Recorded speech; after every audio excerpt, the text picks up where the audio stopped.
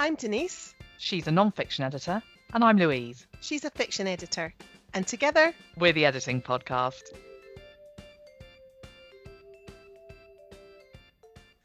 Hello, and welcome to the Editing Podcast.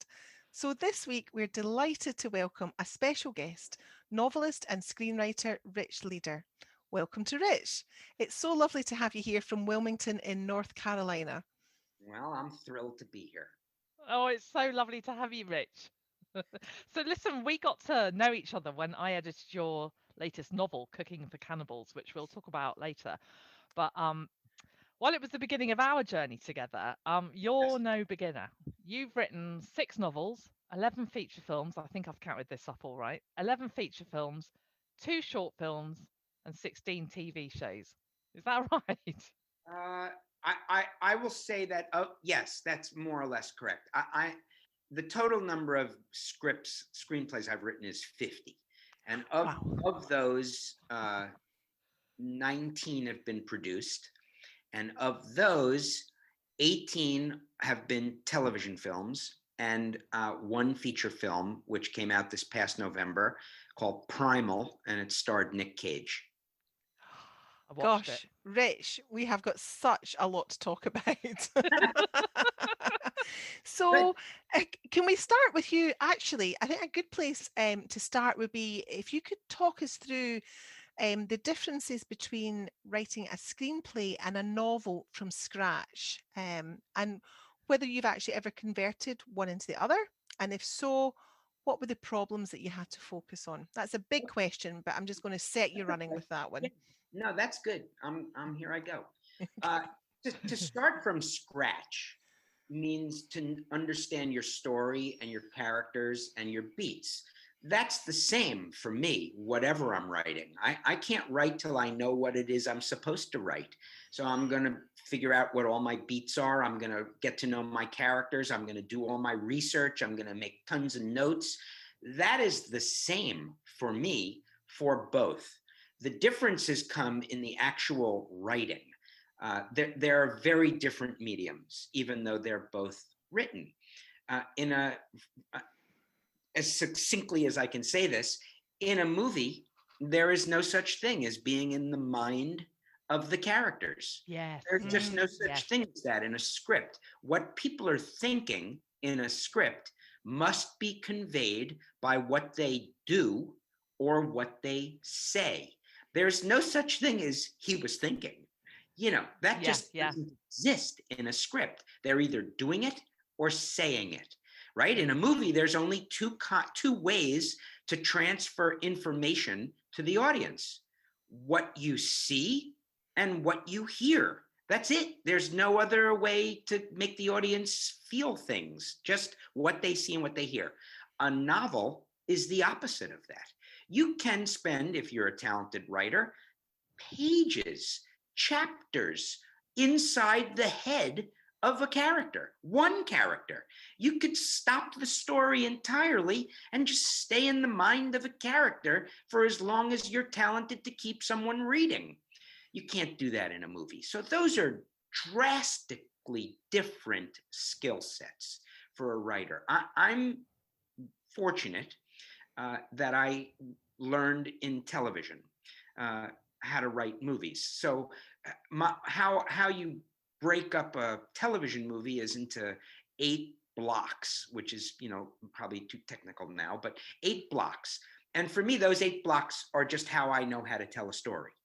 And they work for novels also. But what's happening within those blocks are very, very different structurally. So yeah, that's a big difference. So now I have many in television, the business is adaptation. Very, very unusual to have an original speculative spec script made into a television movie. Very unusual. Oh, right. They are all based on some source material, either a novel or a 60 Minutes segment, or a newspaper story, or a magazine article, or some podcast, something, some other source material that a producer purchased the rights to, optioned the rights to, and then sold to a network of some kind. Right. Right? That's how that goes. And then if you're lucky, your name comes up as who can adapt that source material into a television movie script. Now, I don't think there are any writers that I have ever heard of or met who set out to learn how to write stories with commercial breaks. Right. Yeah. That That's is a really not good how point. nobody dreams of that. Yeah. I didn't go to Hollywood to learn how to write movies with commercial breaks in them. But my first script, spec script, which eventually got made as a movie called The Lemon Grove. Well, that was my title. It got made as A Season of Hope, is what they called it, with JoBeth Williams and Ralph Waite and Stephen Lang, who became a very big actor too. That was my very first film. That I optioned that as a feature film, but it got eventually found its way to Hallmark. So Paramount sold it to CBS, and CBS laid it off on Hallmark, and Hallmark made the movie. So I had to take my 125-page feature film and turn it into a 98-page script with commercial breaks. Wow. Gosh. And that was brutal, but they made the movie and it did really well. And I got a lot of work out of that over the years. And so I was so lucky to learn how to do both, to write features and television. And then to see that, for me, to transfer so seamlessly into beating out and then writing a novel, I think I'm very fortunate that way as a writer. Most writers don't work in all the different media.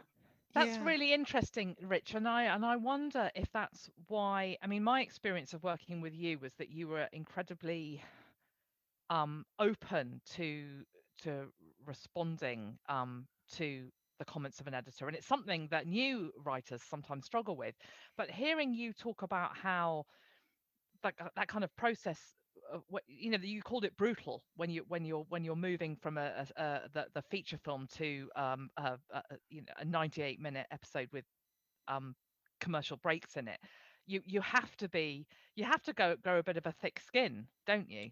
Oh, I think the film business is a very difficult business. It's not for the lighthearted. It is a money first industry, and all decisions are made based on money. Which is one of the things that after 25 years of it drove me to write my first novel, which is a Kate McCall crime caper called Workman's Complication. That was after 25 years of notes meetings, which I in the beginning, it can be wonderful, okay, but it is 25 years of being told what to write by people who are paying you to get that done. Yeah. It's quite a different dynamic, isn't it, really? Very different creative dynamic. Oh my gosh, yes. And the decisions are driven by what you could actually afford to shoot. So no matter what set you've written, no matter what city, no matter what the street looks like, no matter whatever you've written, they tell you, well, we're shooting it in Canada. Right. Yeah. So we can't have that. So we're not going to be on an aircraft carrier. We're going to be on just a tramp freighter. Whatever the reality is, your script must adapt.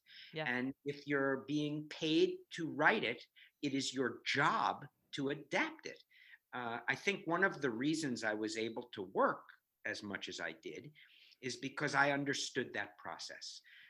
I understood that these were financial decisions made by people who were my boss, not one person. When I'm working with Louise, it's me and Louise. Yeah.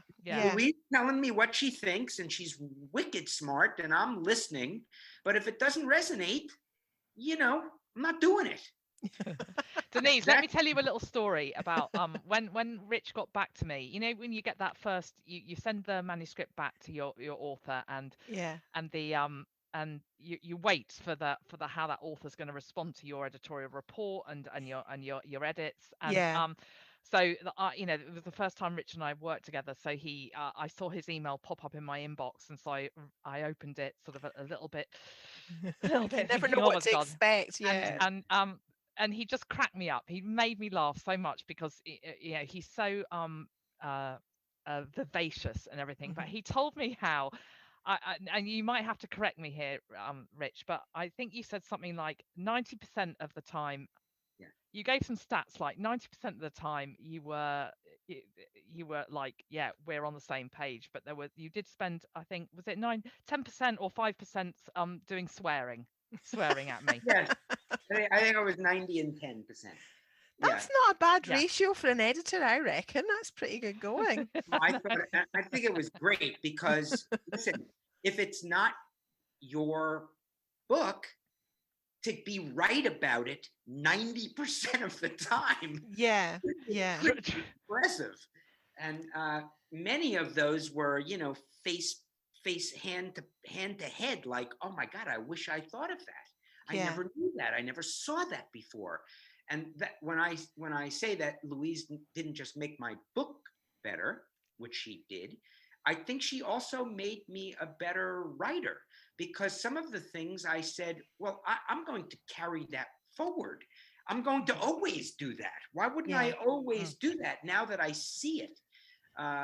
That's And a something, wonderful thing for an editor to hear, actually, that It is. I'm glowing. yeah. But Rich, I tell you what, it shows that it just shows you it's that lesson that all of us know, that you never stop learning, do you? Because you've got decades of experience writing, but there might be just a couple of little things where you just never thought about it before. Just, sure, you know, and that's a really, really powerful thing for any new writers listening to this. I think To that, well, remember good. I hope so. Listen, I'm only so smart. There are lots of people smarter than me. And so it behooves me to zip it and listen, because you never know where a great note is coming from. This is especially true in film, because you know, you're sitting in a room with three producers and an executive and the executive's assistant and the director and the director's assistant, and you know, there's 8 people in the room giving you notes on the Yeah. script you wrote. Yeah. And my job is to suss through those notes for the ones that will make the thing better. There are 3 kinds of notes, 3 in my opinion. One, the notes where you know, palm to head, like, oh my God, that's amazing. I wish I thought of that. Those notes I'm inputting, you know, right away. Yeah. No question about it. Those are going in. There are notes that are so off the mark. It's like, did they read a different script? These must be Yeah. notes from some other script. They have no bearing, no relationship to what anything I wrote. Those notes I'm not addressing. That's done. Those are off to the side. Then there's the middle ground, which is style. There's nothing wrong with that note, but Yeah. maybe it's not the right style. Maybe it's not right for the thing. I don't know yet. I have to think about that. I think it could be right. And if it does, what's the best way for me to incorporate that note into the script? And if it's not, then I won't, but I need to think about that. So the difference is point of view. In a movie, in a script, I am thinking, how do I find a way to incorporate that?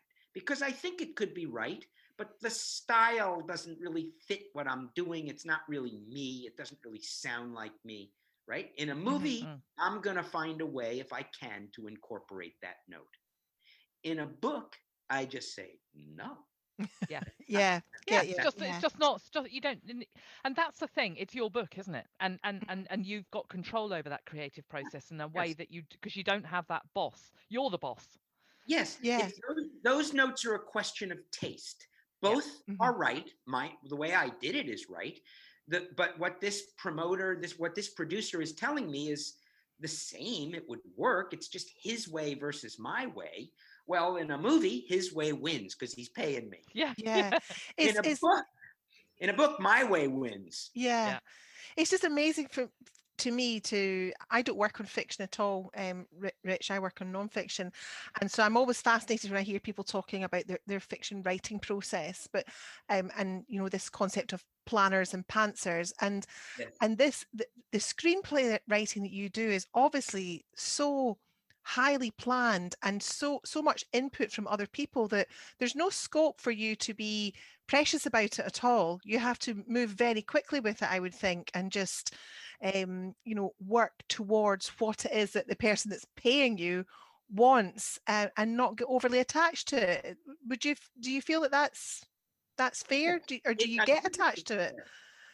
Well, yes, I'll give you an example. Alan Silvestri is a very famous film composer, probably top 3 in the history of film. And one time I was sitting with him, and I watched him score Back to the Future. I was there watching. I was there watching watching the orchestra, an 80-piece orchestra record. It was Back to the Future 2. Watching him record, watching them record. He was conducting the score. And, I watched Robert Zemeckis the director would say, Al, that's not working for me. I want you to take that. I want you to take the entire 80-piece orchestra and do it a different way, my way, right? Wow. So at lunch, I said, I'd never seen that before. And I said, Al, you wrote basically a symphony for this thing, and you have 80 pieces out there, and you have to change it on the fly. How do you do that? And I was so young. It's got to be 32 years ago, something like that. And he said to me, Rich, I take off my composer hat and I put on my Al's Diner hat. What does that mean? He said, how do you want them? Scrambled, fried, over easy? Whatever you want. Fantastic. Yeah. However you want it, I can do it. What do you need? Yeah. And I said, I got to get myself a Rich's Diner hat. Yeah. And I did. And that's how once I've had the first draft of a thing, they give you the story, they give you the source material, they say, go for it. Or if you're doing a spec script, it's your own source material, however you're doing it. That first draft belongs to you. And it's the same feeling as writing a novel. It's all you. And once you finish a first draft of a script and hand it in, that's the end of that. Right. You take off that hat and put on your Richie's Diner hat. And then what do you want me to do? What are you guys thinking? I can do it. I mean, I'm not going to do anything super crappy, but if it's a question of taste, I'm doing it. If it's a right note, I'm doing it. The only notes that I'm going to push back are notes that it's like, what are you thinking? Yeah.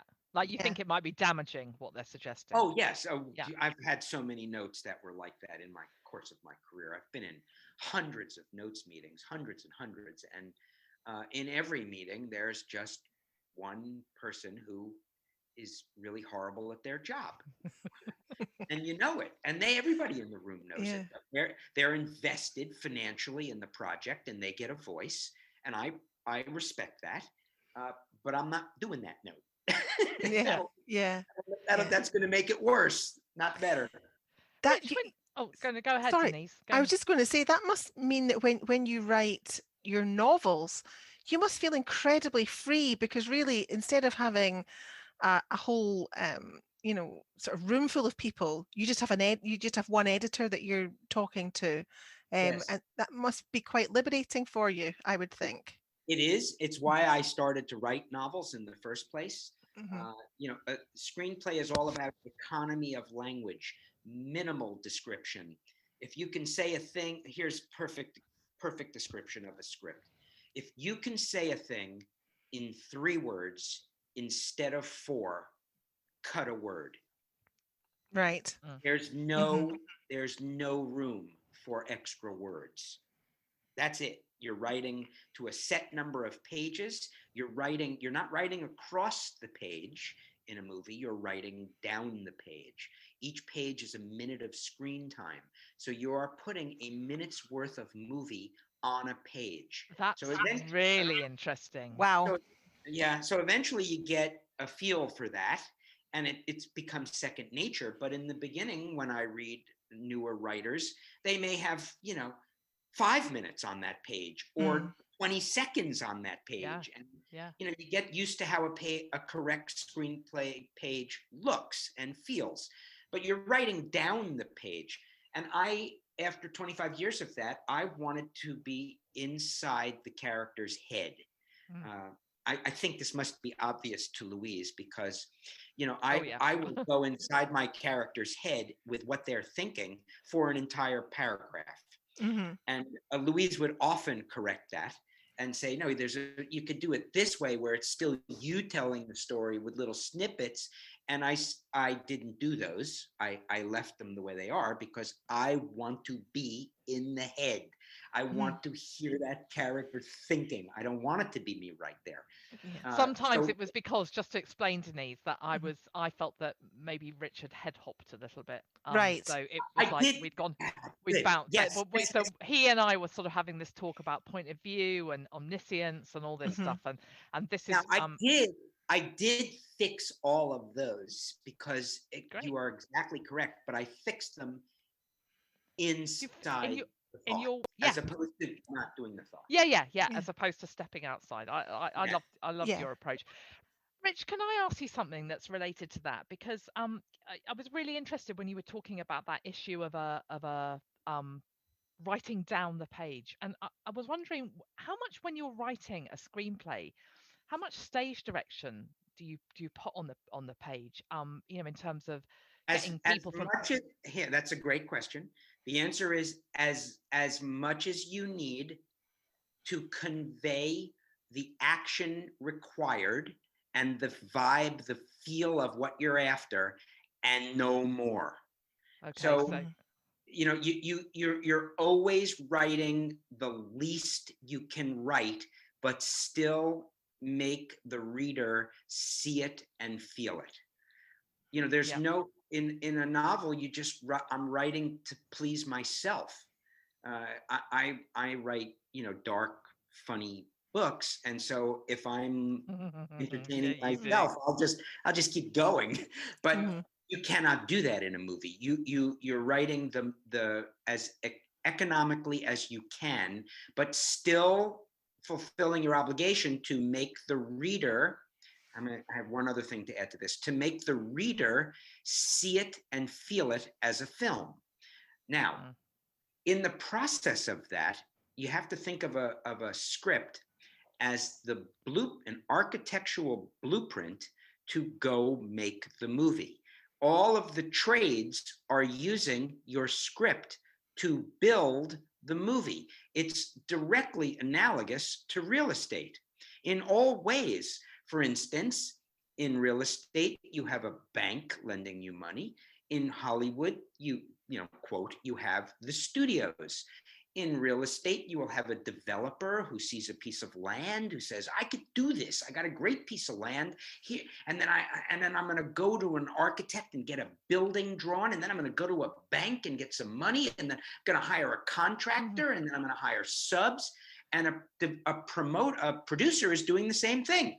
I found a great story. I'm going to go to the studio or the network, and then I'm going to find a writer to write a script for me, and then I'm going to go and get a director to build it, and the director's going to get all his subs. And by the way, the subs are the same in both real estate and film.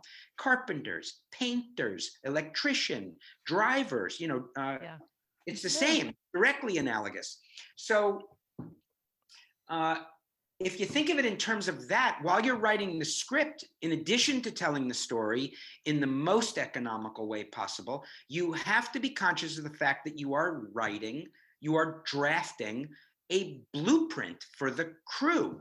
So sound effects, for instance, if the sound effect is impactful enough to help tell the story, then I'll capitalize it, because there is some guy or a woman who's responsible for making that sound. Yeah. I get that. That's right. So what about character descriptions, Rich? How much detail would you go into with that? Again, minimal. I would the least amount of description I could put while still giving you a full feeling for who that character is. Let's have an That's example. quite a skill, actually, because really what you're being asked to do is provide just the bare bones, but still get the whole feeling of the screenplay across. You know, Yes, it's like you're providing a framework, but they still want to know what's going to hang on that framework without yes, you putting too much detail in it. that's correct. But again, it's the more you do it, like anything else, Mhm. the better you get at it. Here, I'm going to read you the description for Nick Cage's character, Frank. Right. Okay. Yep. Frank jumps out of the truck, looks around at the encircling crowd. He's cleaned himself up, but he's still as rough and raw as he can be. A half-chewed cigar hangs from his mouth, and he blows clouds of stale smoke into the air. Everything about him says he's a man in need of redemption. Oh, Fantastic. that has to be Nick Cage, though. I mean, Yeah. do you Yeah. ever write with somebody in mind when you're writing that sort of thing? Sometimes, Yeah. sometimes, yeah. Not that time. You know, Mhm. he got Nick. I wrote the movie years ago, and but he was perfect for it. Yeah. Absolutely. And Absolutely. I didn't have to do any adaptation for the character to suit Nick Cage. He embodied Frank Walsh, Mm. Mhm. and I thought did a great job. So, But do you know, but a lot of other characters in that movie were Peruvian, and they shot the movie in Puerto Rico. So Oh. that yeah. was no good. They all had to be Puerto Rican. You see what I mean? Yeah. Yeah. Yeah. But interestingly, when you're with your novel writing, which is what I'm more familiar with, you're still, despite maybe your own sense of Yes. having more scope to write as much as you want, I actually think some of the power in your writing is that you do make every word count. I found your writing's like a roller coaster. You don't waffle. You just it's bang, bang, bang, bang, bang. And I think that, I don't know, maybe you've been influenced. Maybe that's helped you hone your novel craft, because sometimes I think that inexperienced novelists can come unstuck because they feel they have to write everything, whereas you're very good at taking that skill that you probably have had, that you've said you've had to hone when it comes to screenplays. You're actually using that skill, whether you realize it or not, in your I do novels. I do realize it. You're exactly correct, and I do realize it. Mm. I can't help it. I am a Hollywood kid. I Yeah. cut my teeth there. I learned how to write there. I had really smart people giving me notes for 30 years. I wrote movies for a long time before I ever wrote a novel, and I can't help it. Now, I think I can write a longer story. I can be in the characters' heads. I can take a little more time, but I can't help who I am, and you are exactly right, Louise. That is how I write. Yeah. And keep doing that, because um I just think that, again, this is another great lesson for beginner authors. Don't use more words than you need. Try and use the right words, because that's another thing that I think, I mean, that example you read of the description for Frank there, um using words that are sort of like heaven in a grain of sand, where you can capture someone's personality just by a few words, Yes, or a few sentences, can yes, just it enables the reader of a novel to do the work, so that they can imagine. They don't need to be told every single little thing, because you've given them enough, and yes. it's such a Yeah. powerful I thing. try uh, to say only what's important for me to convey. Yeah. That's Hmm. what I shoot for. I'm not always as good at it in a novel. In a screenplay, it's second nature. I just say, "Oh, that's not going in Hmm. there." Does it really matter what color his shoes are? Yeah. They're Yeah. not even gonna point the camera down at the shoes. It doesn't even matter. Uh, does it really matter if it's a Mustang or if it's a Camaro in a movie? No, it doesn't matter, because they're going to get whatever car they can get. Yeah. Hmm. So, you just, it's that sort of point of view. You're just writing what's Oh, absolutely most important. But in a novel, if I want it to be a Mustang, it's a it's a Mustang. Mustang. Yeah, yeah. It's interesting that that discipline of the screenplay writing about how concise you have to be seems to inform your novel writing by making you choose, from what Louise is saying, very powerful words that do a lot of the lifting. You know, you're not using, Mm. as you said before, you're not using 4 words when you can use 3. You're not using 3 when you can use 1. So your vocabulary, I suspect, is loaded with powerful descriptive words that do the work of that perhaps a less experienced writer would take a whole sentence to say. I hope that's the hope. Yeah. The other Well, thing Rich Louise knows. the other thing Rich does is he plays with literary devices very effectively. So Hmm. things like he uses free and direct speech, or he uses alliteration, Hmm. and because his books are sort of they're dark, but they're comic and Hmm. quite satirical. It gives them he plays with I'm prose, going to have but to raise my hand here, Louise, and say, non-fiction editor here, free indirect speech. You're going to have to remind me what that oh, is. so that's when you use a third person narration style, but it's got the essence of first person. So Right, it sounds like when you read it, it sounds like it's what someone's thinking. It's right. that rawness of that essence of a first person thought, but it's written in a standard third person narration style. So Yeah. I Okay. think and I he don't I don't think I consciously do that. What I consciously do, the decision I've made is I want to tell the story. Me. mm, I want to tell this story. Now I'm telling it from the point of view of my characters, however many times I feel like doing that. I did Johnny, and in this book, Cooking for Cannibals, Johnny and Carrie most of the time, but mhm, also some of the bad guys got first person me telling the story through their yeah, eyes. yeah, But in Hmm. every case, I want to tell the story. I like telling stories. Now, the McCall series is written in pure first person. I'm writing as Kate McCall, uh, which is the reason there's only going to be 4 books, because I'm tired of it. I love So, Kate McCall. I love the characters. I love the world, but I don't want to keep writing in first person. I like to tell the story. mhm. yeah. Yeah, and you can hear your voice, I think, in Cooking for Cannibals. No, that there is that kind of slightly omniscient feel to some of the passages when and you make it work. But I think that's part of that is to do with the kind of roller coaster feel of your writing. But anyway, Rich, just keep on doing what you're doing. It's great. Let me ask you something. Editing, does the process I know what the process what you go through to get your novels edited. What about screenplays? Do you get screenplays edited? Does that happen? Is that a thing? It's not a thing, uh, you know, because many people who write screenplays are terrible writers. And it's really unimportant. As long as you can see and Mm. feel the action, and if they've written good dialogue, then it doesn't matter if the sentences are correct or incorrect or whatever. Now, I definitely have, and way before I ever wrote novels, I had a beta readers, a team of people, small group of 4 people who read every script I ever wrote to make sure that I didn't screw it up too bad. But the editing process really happens in the notes meeting, because it's, Mm. they change it. But there, you don't, in movies, you don't hire an editor.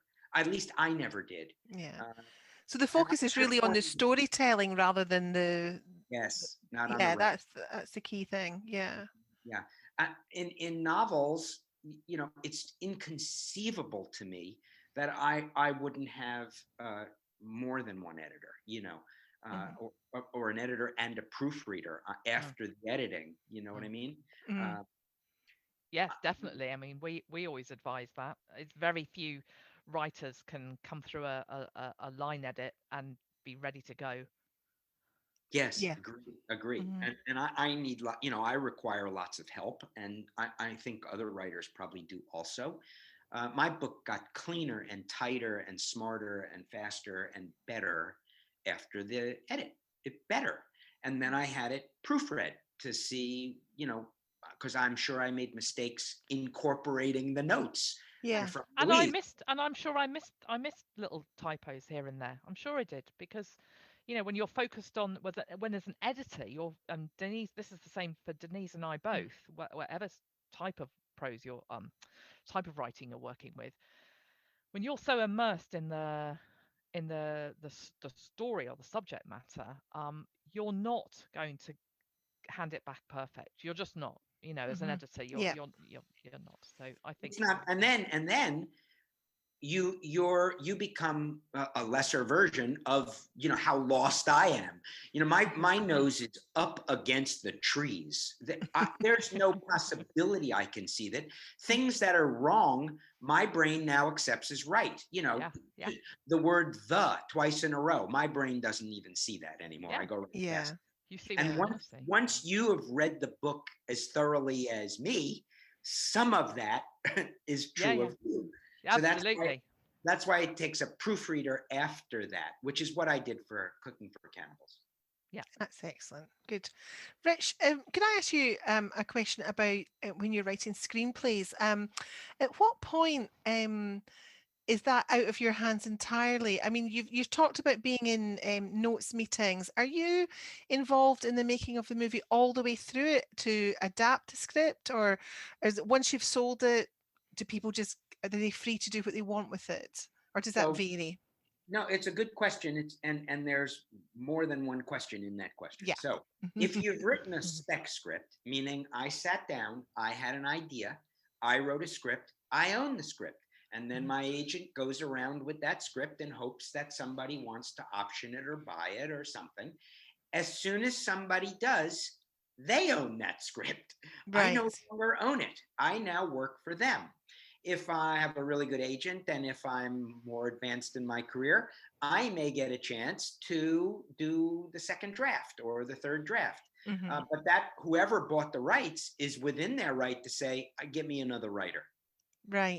I know you made it up, but now you're fired. Give me somebody else. Gosh. Yeah, right. It is a heartless. Yeah, it's like that brutality thing you mentioned. So that's one thing. Then the other thing is for the television movies, they hire you to write a certain number of drafts, and you get paid in the stages of delivery for each draft. And because the television movie is so based on financial economy, it's unusual for them to get another writer in TV. Right. In Hollywood, where sort of prestige is the money, coolness is cachet is the coin. It's cool to have hired 3 writers. Right. If you're the executive. No, I had 3 of the best writers in Hollywood work on this script. That's very cool. In TV, it's no, 1 writer. That's how much money we got. That's what we're going to do. They may make you write more drafts till they get it just the way they want it. But most of the time, not all the time, most of the time in TV, if you're competent and further advanced, I guess, there's 1 writer. Right. Oh, that's really That's interesting. really interesting.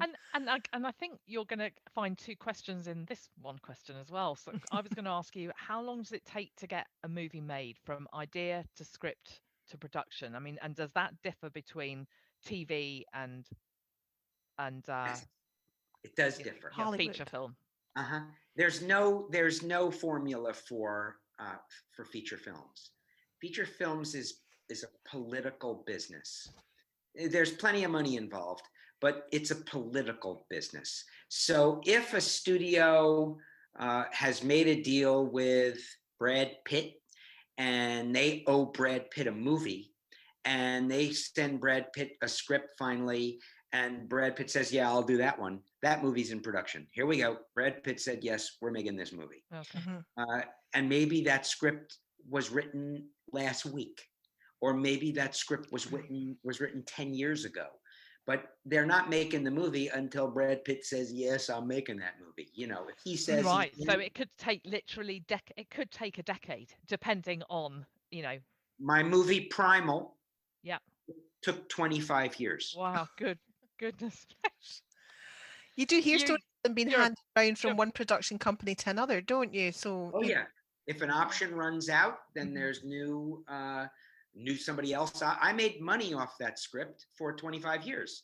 And then finally Nick Cage got attached. And once Nick Cage says he'll make your movie, you're making a movie, and it's that. during that process, Rich, when it's it's optioned by one production company, can they get quite far down the road of production and then their option time runs out and it's up for grabs again? Is that how it works? No, if they're really far down the road, you'll just renew their option. Right.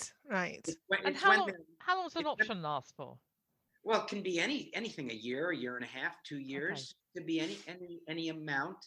They can pay for options. They can be free options. It's the Wild West out there. You're a patient man, though. And well, you just move on. Yeah. The next project. That these things take a life of their own. They're all your little children, and off you go, Primal. Off you go. And luckily for me, people option. It's a great script. When I wrote it, the technology didn't exist to make the movie, but the story is so rockin' good that people said, I could do it. I could get this made. And they would option it. And then they couldn't get it made because the technology didn't exist. And then finally the technology caught up to the story. And then Nick Cage said he would do it. And that's the end. Then you're making a movie. He's such a massive star. As soon as he says, yeah, I'll be in that. Okay, here we go. Let's do it. Yeah. So during that process, Rich, you said that you were making money off it for 25 years. Every time that got optioned, you then therefore got a fee for it, even though nothing was done with it. Right. Yes. Right. Yes. Now it's not enough money to not work. It's and sometimes it's a free option. But I was fortunate in that I always got some money. There would be, this year there'd be some money, and next year there'd be some money, and then 3 years later there'd be some money. Now I still have to work. Sure. Yeah. But that's a nice little bit of income from having already done that and just waiting for something to happen with it. Yeah. In feature films, there are people who that's how they make a living. They just are optioning. They have 5 scripts that are being optioned all the time. And if they option 4 of them that year, they're going to be able to pay all the rent. It's really hard to get a feature film made. Really hard. All the politics have to fall in line. And that is a really hard thing to do. It's much easier in television because when I was working a lot in television, it's just this endless maw. They needed so much, sort of like Netflix now. There's an endless need for product now in television. It's still not in feature films. They make giant comic book movies, Marvel comic book movies now, and DC comic book movies. And then, it's you can count them on one hand, the filmmakers who are allowed to make, really sort of artistic, great stories. Everybody else is doing making remakes and prequels and sequels. And, they made the actual opening Spider-Man movie 3 times. Yeah. Not the prequel and the sequels. No. Like the actual the same film. Yeah. Did the same film again, So it's a really hard, challenging business, the feature film business. I got really lucky to hook up with a group of executives and producers and directors and actors and agents in television. And so I had a really good, strong career writing television movies, many of which got made.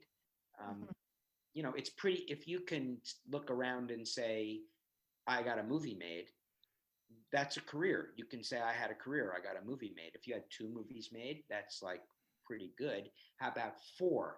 You'd be saying, really? 4 movies made you had? That's unheard of. How about 8? 8? No way you had 8 movies made. And I had 18. So that's a lot of movies to get made. It's Mm, partly because I'm good at it, but it's mostly because I got lucky. I got really lucky. right. Rich, you've written, I mean, you kind of alluded to this just a moment ago. You've written a lot of family drama, but as I Yeah. know, your novels paint a rather different picture of the kind of Yes. stories you like to tell. So tell me, which do you enjoy more? The Oh, crazy, dark, wild thrillers, or yes. emotionally charged family drama, I, or I murder like both. mysteries? Mhm. I like both. I also write romantic comedy, uh, which I like very much. I love writing family drama. I write really good action movies. I think Primal is an action movie, an Mhm. action thriller. Uh, Left to my own devices, I'm gonna write a crazy dark movie. I love that. I love to start with a high concept. Again, I'm a Hollywood kid. I make no apologies. It's, you are who you are. Mm. You learn where you learn. So I love it when I have a concept, a high concept that is just so completely insane, and then I fill the world in around that, characters, action, and I love it dark. I don't know why. I'm a somewhere between Quentin Tarantino and Monty Python. Which is basically another way of saying Nick Cage and a boatload of wild animals. except there's no it's that movie's not meant to be funny, even though there's no such thing as drama without humor, and no such thing as humor without drama. uh, but that movie, and so there are lighter moments in Primal, but that movie's Yeah. not meant to be funny. No, Mhm. not like your book was. Yes, Cooking for Cannibals is meant to be funny. It's funny. It's meant to be. It's supposed to be silly and funny at the same time. You're supposed to be saying, how can I be laughing at this? I know. It's well, look, why don't you give us a quick summary? So, Because I think you'll do it better justice than I don't go know. on, go. You know it as well as I do at this point.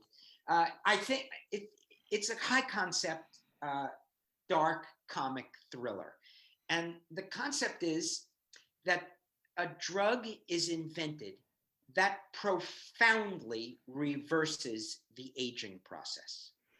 Not a little, profoundly and instantly, meaning overnight. If you take the drug and you're 94, when you wake up the next morning, you're 44. And Right. not just 44, but the best 44 that you can possibly imagine, the fastest, strongest, brightest, shiniest hair, clearest eyes. It's unbelievable, the drug. So you start with that high concept, and then I fill it in. So it's the story of a woman who works in the lab where that drug is invented. It took 6 years, tons of iterations, and she's the behavioral gerontologist. She understands old people. They're trying to make a drug that reverses the aging process, and she is an expert with rats. She knows how to read the rats who are being tested over the time with all the different iterations. Well, finally the drug works, and she steals it from the lab. There's only one vial of pills in the iteration that worked, and she steals it. And she brings it to the retirement home where her mother lives, and she gives it to the residents. There are 11 of them, and she gives them the drug. And watching them come to life younger is hilarious and dark because the drug comes with an unknown side effect. And Ooh. the unknown Ooh. side effect is Can cannibalism. Yeah, just about to say, can we guess what it is from the title of the book? I always tell people, I'm sure I told Louise when I emailed her, I'm just warning you, I'm not kidding with that title. Mhm. Yeah, and I said he said I hope you won't, that this isn't going to offend you, and I said you're going to need to have to work a little bit harder than that, and then and that was it. Yeah. So and then I love romance. I find romance to be hilarious, and so there's a great romance in all books in any book I write, there'll be a romance. And Gosh, you this, really do like writing lots of different genres, don't you, Rich? yes, I do. Yeah. I like, I like, I'm an entertainer. I'm a storyteller. I don't think I'm a great writer. I don't know that I could ever write a literary novel. There are Richard Ford, one, John Irving, Philip Roth. I'm nowhere near their level of writing, but I'm a really good storyteller. I know how to tell a story. And not And everybody wants to read literary fiction anyway. I don't know. I don't know that I anybody. don't think, well, I don't. That's not how I usually choose to. I like commercial fiction. I like fast-paced stuff, and well, I like lots of different genres, but not everybody. You don't need to. I think this is a thing, Yeah, it's a bit of writers. literary snobbery there, Yeah, I isn't don't. yeah, and Yeah. writers shouldn't feel the need to, that I, doesn't mean you're a I'm just, bad writer because you can't. I know who I am. I'm Mm. not as smart Yeah, as they are, and I'm not as good a writer, but I'm as good a storyteller. I tell yeah. as good. I Yeah. feel like I tell as good a story as anybody, and I know because of my years in Hollywood that I write killer dialogue. I Yeah, you rarely do. I You do. rarely read a novel, even with by great writers, where I read that dialogue and go, man, that guy's good. I write great dialogue. Dialogue is as much music as it is writing, and I love writing dialogue. And I spent 30 years doing it in Los Angeles, and I just love doing it. And I'm a what you do well with it, Rich, is that you don't fall into that trap of making it too real, as in, like the boring stuff that people say at bus stops and stuff. well, that's You get rid of that. You make every word of your dialogue count so that it drives story forward. And yes, that's exactly right. It's one of the first things you learn in screenwriting is, you know, avoid the conversations of, do you want cream in it? yeah, yeah, How, Yeah. yeah. Yeah. how, Yeah. how about sugar? Unless the cream is poisoned and you've already seen it poisoned, why are we talking about cream and sugar? Yeah, That's so exactly. true. What's lovely, Rich, is that you may have been doing this for 30 years, but you still sound incredibly enthusiastic about it, like you just love what you do. That I really do. comes across talking to you. Oh, I'm glad. I do still love to write. And Mhm. when people say, what is it you love? And I say sentences. Mm. Right. I love sentences. I love writing a great sentence and go, oh, that's a great sentence. That's just exactly the sentence I wanted. I love that still. Is that nuts? I've been doing it for 35 years and I still love to write So sentences. what sentences have you got coming out? What can we expect? Because, like, look, cooking for cannibals, hang on to your hats. That's a great thing to for anybody to go and read. But what's next in the So world of Rich? the fourth and final book it's actually called the fourth and final Kate McCall crime caper, which is titled Godyguard. Uh, all the titles have a cute little title. All the books have a cute little title. Mhm. Workman's Complication, Swollen Identity, Emboozlement, and I can Godyguard. see where this And, is going. Yeah. and she's a really great character and is surrounded by great characters. And I've wrote so many sort of murder mysteries for Hollywood that I love doing it. I'm kind of good at it. And so that's what these are. And so I'm more than halfway through that book. It's my intention to have that book completely done by my birthday, which is this coming July 25th. Mhm. And that means having worked with Louise again and having, I've already done the cover for that book. And then I'll be done with that series. There's a character in that series that I would like to continue to write about. Lou Logan, Mhm. detective, and I think I could have a good Lou Logan series for him one day. But I have multiple crazy ass books that I want to write. Multiple. Uh, you know, often the title will come to me, and then I'm chewing on that title, and I'll give you two of them. Two of the Go on next then. books I'll write. One is called extraterrestrial sex object. These are dark comic. Louise can attest that I also like sex. And then the other one is called Everyone Who Gets the Dog Dies. I love that Oh, title. wow. I love that title. You're never going to run out of ideas, are you, Rich? No, you're not. Ever. I hope not. I haven't yet. I'm knocking on wood here. I haven't yet. I've done many other things in my life in addition to writing novels and movies. Mhm. I generally lose interest after a year or two of doing them. For instance, I was the editor of a magazine. I did that for 4 years, 48 issues in a row. And that's all. So I like nonfiction also. I love editing nonfiction and Mhm. structuring it. I don't enjoy writing it as much. Mhm. I love to read it. So I've done many other things, but the constant in my life is writing fiction. I'm a fiction writer, and the crazier and darker, the sillier and funnier, the better. And I think all those things go together. Silly, funny, dark, crazy. That's all the same book for me. That's fantastic. Rich, what would you say? Is there a particular moment or several moments in your writing career that you found, in addition, aside from the stuff we've talked about, that you found especially impactful? Yes. Yes.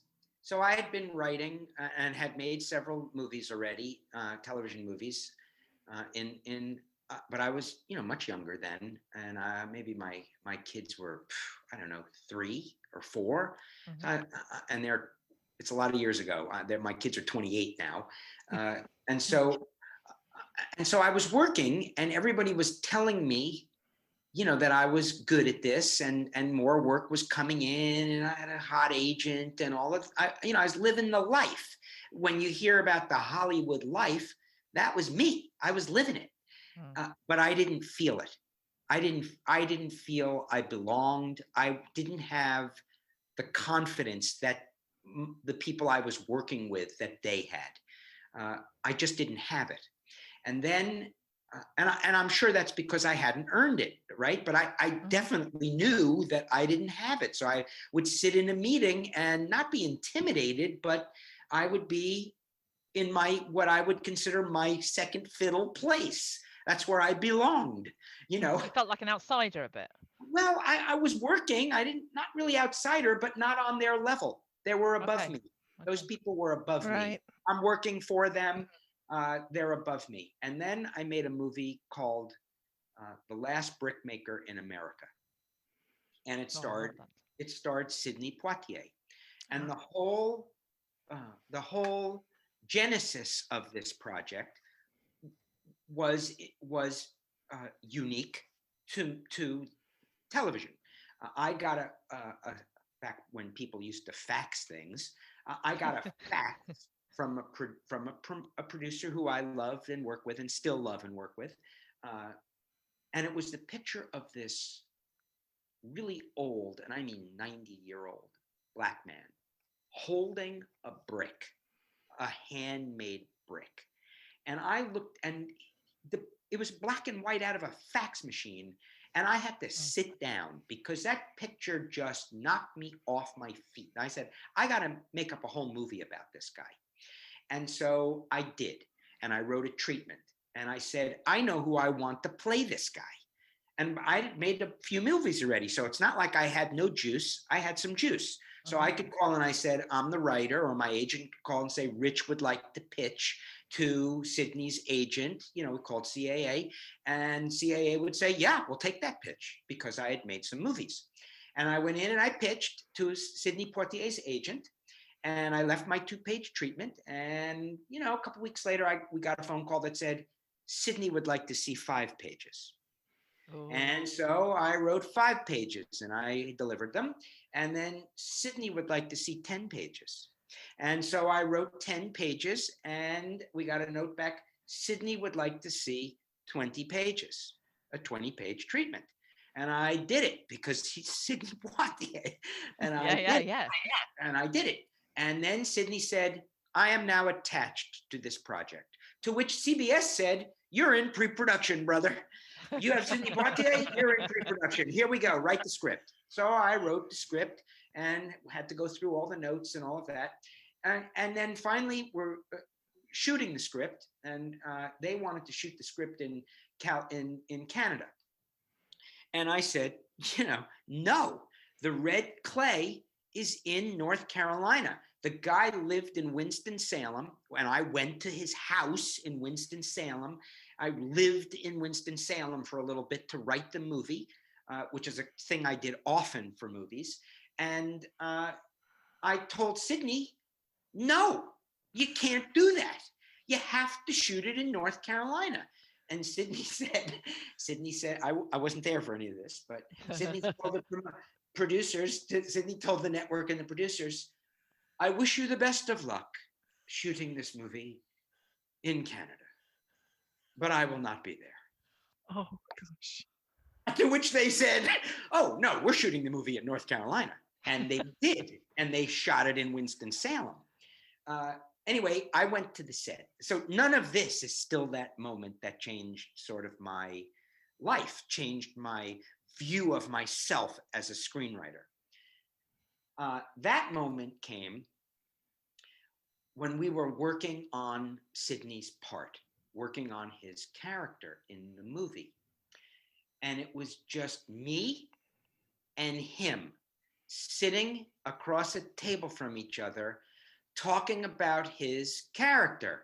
And half of me wanted to just reach my hand out and touch his face because he's so impossibly smart and handsome and godlike.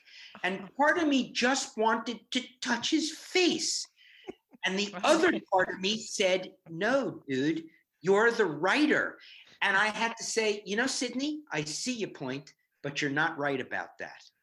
You're just not right about that. And we would talk about it, and I would make my case, and he would say, I see what you're saying there, and that makes good sense to me. And that exchange with him changed my own standing in my soul for who I was and how I could behave for the rest of my career. So Wow. that was an impactful moment. Okay. That's all true. Yeah. And then there's one more if I have time. You have Absolutely. time, go You for it. have time, yeah. One more. There was and I'm not going to mention names this time. There was a very, very well-known television movie actor.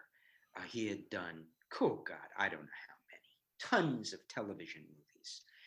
And I wrote a movie for him, or not for him. I wrote a movie that he liked and said he would be in. And much like Sidney, as soon as this guy says he's making the movie, you're making the movie. And then they got some other actors who are also really good actors. And so we're making this movie. And I didn't go to this one. I wasn't invited to go. This director didn't want the writer there, which was fine and normal, actually. If the director's my friend, I can go to the set. If the director's not my friend, really, if the writer is a threat to the director, unless the director knows you and you're the friend and knows that you know how to behave on the set. Right. So this director didn't really know me and trust me to how I would behave there and would rather not have me there. Even didn't dislike me, just I'm a writer. Anyway, this actor could not get the character, could not get it. So we had a conference call. I'm on the phone and he's going on and on and on. And he's just way off, doesn't understand. And the producer is in the room and the director is in the room with him, with the actor. And finally I said, I'm not going to use names. I said, dude, you can keep talking or you can be quiet and let me tell you who the character is. Dead silence on the other end of the phone. And he said, go ahead. And I told him what that moment was and who that character was, and he accepted it and took it. And both the producer called me later and said, the director says you're welcome if you'd like to come to the set, and everybody loves you now.